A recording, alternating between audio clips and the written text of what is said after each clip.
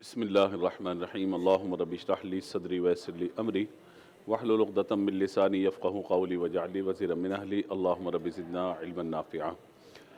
آج چونکہ ماہ رمضان کا آخری جمعہ ہے تو احکام جمعہ کے اعتبار سے انشاءاللہ آج کچھ گزارشات پیش کریں گے۔ یاد رکھیے گا جمعہ کی نماز ہر مسلمان عاقل بالغ مرد پر فرض ہے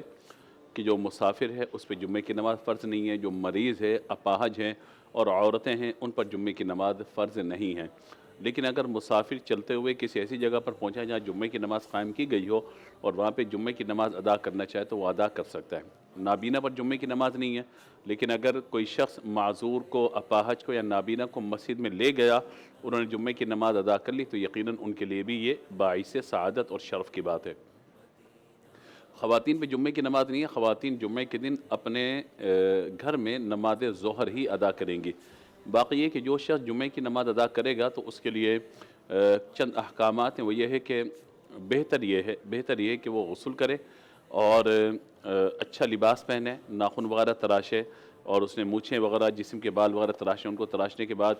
عطر لگائے، خوشبو لگانے کے بعد اول وقت میں کوشش کرے مسجد میں چلا جائے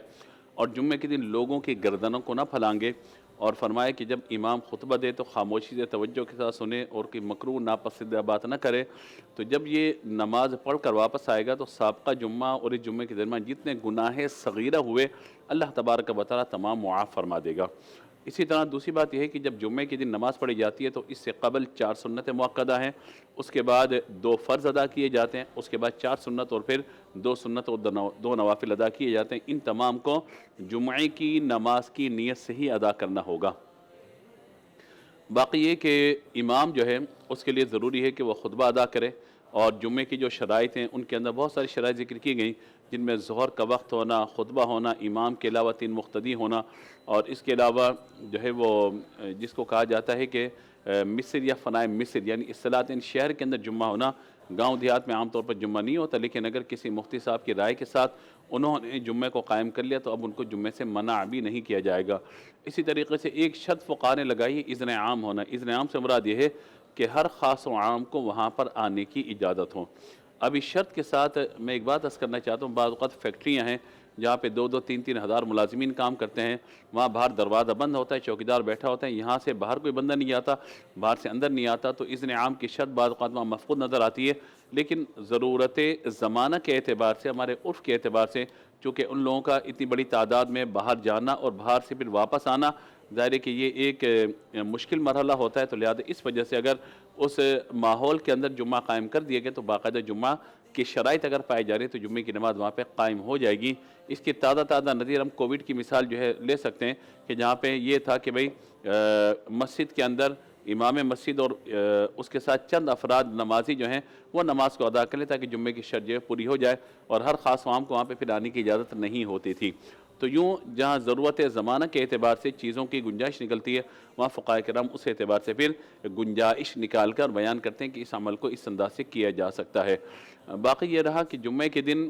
لوگوں کی گردنوں کو پھلانگنا، تو یہ یاد رکھیے گا، فرمایا کہ کوئی ایسا شخص کہ جو آخر میں آ رہا ہے لوگوں کی گردنیں پھلانگتے ہوئے آگے جا رہا ہے، تو فرمایا کہ اس کو جہنم کا پل بنا دیا جائے گا۔ اس سے مراد فقہاء نے بعض اوقات یہ بھی لکھا کہ اس کو جہنم کے اوپر اس طریقے سے پل بنا دیا جائے گا لوگ اس پہ چڑھ کے جہنم میں گر رہے ہوں گے، یعنی اتنا عذاب اس کے لیے بیان کیا گیا، سخت وعید بیان فرمائی گئی۔ یہاں تک کہ فرمایا کہ خطیب جب خطبے کے لیے ممبر پہ بیٹھ، یعنی جو اذان ہوئی جمعے کی، جو عام طور پہ دوسری اذان ہمارے کہلاتی ہے، اس اذان کے بعد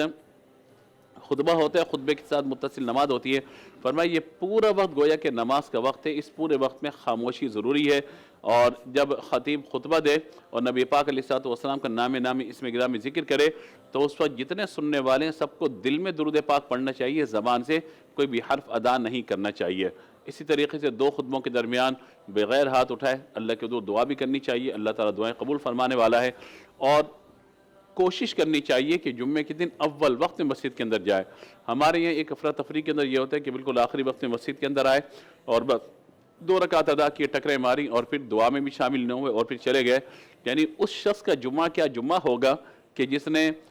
سنت قبلیہ ادا نہیں کی، جس نے امام کا خطبہ ہی نہیں سنا، آذان ثانی میں مسجد کے اندر موجود رہی ہیں اور بس عین وقت پہ آئے کہ خطبہ بھی اینڈ ہو رہا ہے، نماز اینڈ ہو رہی ہے، وضو کیا اور جلدی سے نماز پڑھ لی، اگرچہ فقہائے احناف کے مطابق نماز اس کی ہو جائے گی اور اس کا جمعہ ادا ہو جائے گا۔ یہ فقہائے احناف نے آسانی دی امت کے لیے، لیکن لوگوں نے اس آسانی کو اور زیادہ آسان بنا لیا کہ آخری وقت میں بالکل آ جائیں۔ تو دیکھیے اس طرح نہیں ہونا چاہیے، بلکہ جمعہ کا اہتمام ہونا چاہیے اور پھر باقاعدہ کوشش کرنی چاہیے کہ صحن مسجد کے بجائے جو اندر مسجد کا حصہ ہے، جو ہال وغیرہ ہے، اس کے اندر جا کر باقاعدہ بندہ نماز ادا کرے۔ بعض اوقات یوں ہوتا ہے کہ مساجد میں جگہ چونکہ کم پڑ جاتی ہے تو روڈ پر یا مسجد کے باہر جو جگہ ہوتی ہے جو خارج مسجد ہوتی ہے، جو خارج مسجد ہے جس سے مسجد کا عام طور پہ تعلق نہیں ہوتا، روڈ پہ شامیانہ وغیرہ جمعۃ الوداع وغیرہ میں لگا کر صفیں بنا دی جاتی ہیں، تو ایسا شخص نماز پڑھے گا، نماز تو اس کی ہو جائے گی لیکن مسجد میں داخلے کا ثواب ہی نہیں ملا اس کو۔ بات سمجھ آ رہی ہے؟ یعنی مسجد میں داخل ہوگا بندہ تو مسجد میں بیٹھنے کا اس کو اجر و ثواب ہے، لیکن وہ باہر نماز پڑھ رہا ہے، اگرچہ صفیں قائم کی ہوئی ہوں اور صفوں کے درمیان جو ہے وہ اتنا گیپ نہ ہو کہ بیل گاڑی وغیرہ گزر سکے، یا 3 صفوں کا جو فقہائے کرام ایک جو ہے مطلب وہ بتاتے ہیں کہ بیل گاڑی گزر نہ سکے، اس دور کے اعتبار سے۔ آج کل کے اعتبار سے ہم سمجھتے ہیں کہ 3 صفیں اگر ہیں، اتنی قطع ہو کر صفیں بنائی جا رہی ہیں اور وہ اگر گزرگاہ چھوڑ دی گئی تو پھر ظاہر ہے کہ نماز کا معاملہ ہے۔ لیکن اس کے ساتھ ساتھ اس بات کو سمجھنا چاہیے کہ ایک بندہ جو آخری وقت میں آیا اور وہ مسجد میں داخل نہیں ہوا بلکہ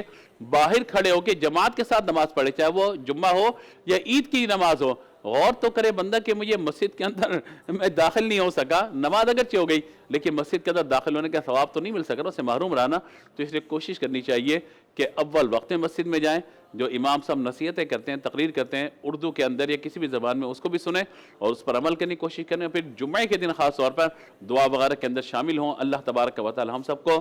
جمعے کے دن کی برکتیں عطا فرمائے، اور خاص طور پر جمعۃ الوداع ہے تو جمعے کے دن 2 چیزیں ضرور کیجئے، اللہ توفیق عطا فرمائے۔ درود پاک کی کثرت کیجئے جتنا زیادہ ہو سکے، دوسرا والدین کی قبروں پہ زیارت کیجئے، وہاں پر جا کے سورہ یاسین کی تلاوت کیجئے، اور اگر قرآن پاک آپ پڑھے ہوئے ہیں اور اگر آسانی ہو سکے تو ضرور سورہ کہف کی تلاوت کیجئے۔ انشاءاللہ ایک جمعے سے دوسرے جمعے تک کی نور اور برکت انشاءاللہ نصیب ہوں گی۔ اللہ تبارک و تعالی ہم سب کو جمعے کے دن کی برکات سے مالا مال فرمائے اور بہت ہی ایمان، یقین، اعتقاد کے ساتھ اللہ تعالی ہمیں عبادات کی توفیق عطا فرمائے۔ آمین وآخر دعوانا ان الحمدللہ رب العالمین۔ بہت خوب، ماشاءاللہ۔